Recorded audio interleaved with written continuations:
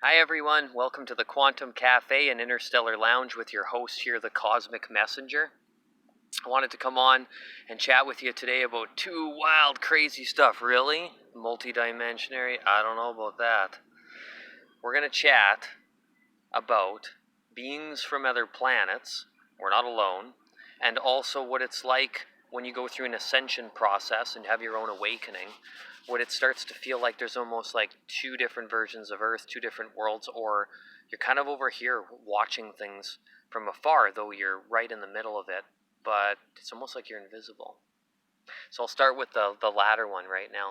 So as you work on your vibration and work on your energy field and continue to upshift your DNA, have cellular recalibrations, and just allow universal life force energy and the new frequencies to enter you, as well as just being open to so many more possibilities in your thought processes and your imagination centers and your creative endeavors.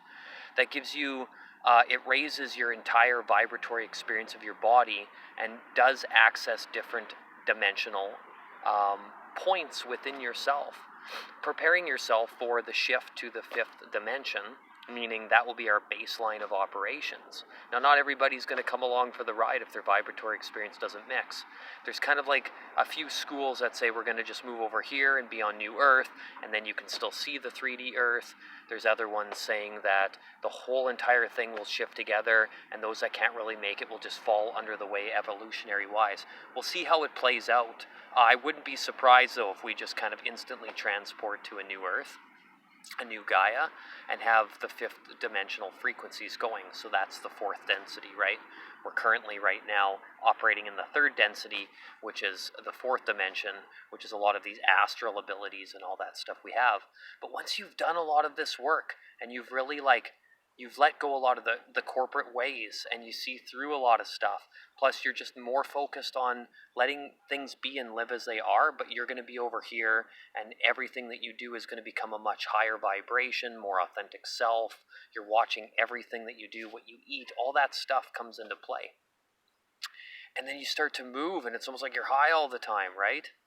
Yeah, things get very multidimensional. So if anybody's experiencing that right now, you're almost walking around in public and you almost feel like super connected but disconnected at the same time, right? I'm having one of those days today where it's just ramped up for the effects. Now it is 24/7 in that department, there's no doubt about it. But some days it's a little bit stronger than others. And we're not alone. There's a whole bunch of us out there, right? So that can be a very thing. And then you try to enter in different ways, whether you're like, oh, I'm trying to make friendships, or I want to participate in this, but you just can't bring yourself to do it anymore. It's because those vibratory experiences do not match no longer. And it is kind of like a waiting period, right? As we get deeper into the photonic band, the stuff's all coming up to light. So you're not alone. And there's others out there. Now, the second thing I wanted to chat about was beings from other planets, okay? So the argument is over. There's no yes or no anymore. It's 100%. We're not the only ones in the entire multiverse.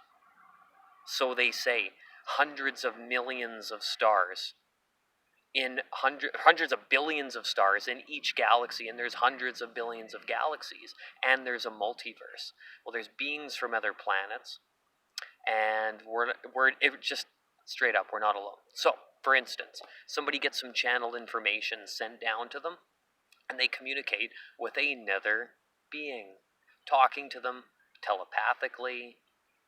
Perhaps it's through a feeling center, or it's being translated into light language and code.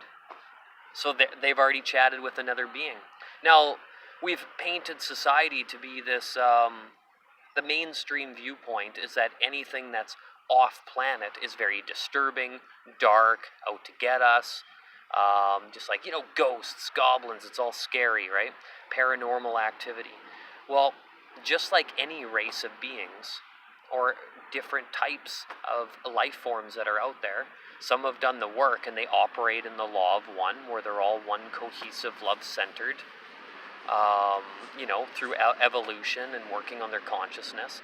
They're all tied into one being. And then there's other life forms where it's more disjointed and scattered. And it just depends where you go, right? And what's taking place. So some may be in good interests, and nothing's really good or bad, but um, some have a lot of work to do. We'll say that much, and it can get very intense sometimes too.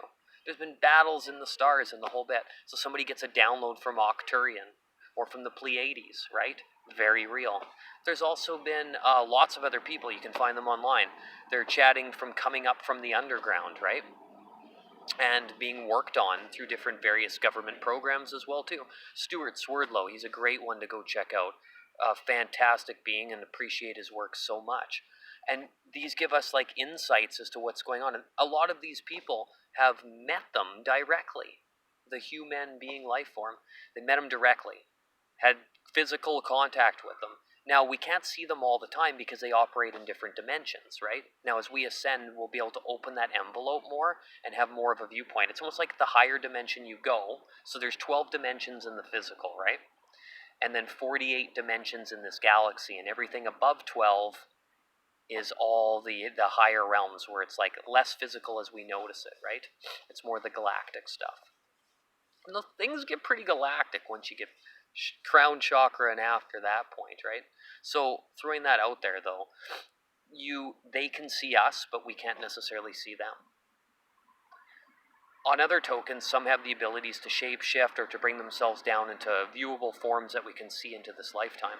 Now, people have been abducted, they've been onto ships, all these stories in their dream space, all sorts of stuff. Yeah, that stuff's real.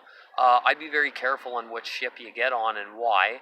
I don't think this is the period of time to be kind of negotiating that right now. Also, there is beings on the moon. There's humans on the moon too. I can't tell you all the races and what's there, but this information just keeps finding me on a regular basis. It's go take a look for yourself. The moon is covered in stuff. So is Mars, and I'm pretty sure a couple moons on Saturn and Jupiter as well too. Also, the formation of our solar system is not exactly how it's been told. But the reason why we don't have as many encounters with beings from other planets as we think we do is they were not prepared to go that galactic mile, because that opens up a whole other envelope.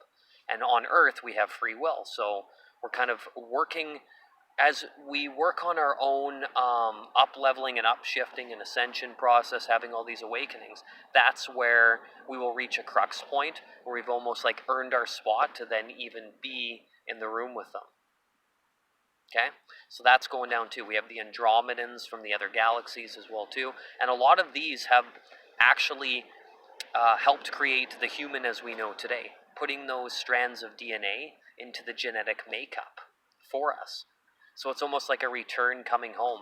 And there's no doubt in my mind, I can't tell you when. There's lots of dates out there. Most people think within the next 50 years, right? 2038, 2037. Time's really not linear, but it's just a marking point. So, but at some point, it is going to be a mass awakening in terms of interacting with beings of all types, from all different races. It's going to blow our minds wide open. So that's definitely going to come down. And people are starting to speak light languages a lot more frequently as well too. Now, we had contact with these beings way back in the day, but en masse with the kind of population that we have, you know, the souls coming through the Lyran Stargate and then moving through the 12 dimensions and having all sorts of incarnative experiences. So just get ready for the day that happens. For myself, I'm experiencing a lot more communication from those departments, from the spirit guides, from the other worlds, from other beings. If you've watched my videos, I get a lot of lights flashing and ear tones, very different frequencies hitting, and I can like feel, see, and sense the energies when I'm walking around. Like every single day, I'm encountering at least a couple dozen beings from all sorts of other planetary dimensions. They're here though too, right? Checking out Earth, communicating with. So that's fun as well. And the visualizations as you continue to do your work, the Kundalini Yoga, whatever you're into, Aura Soma, Reiki, pick something.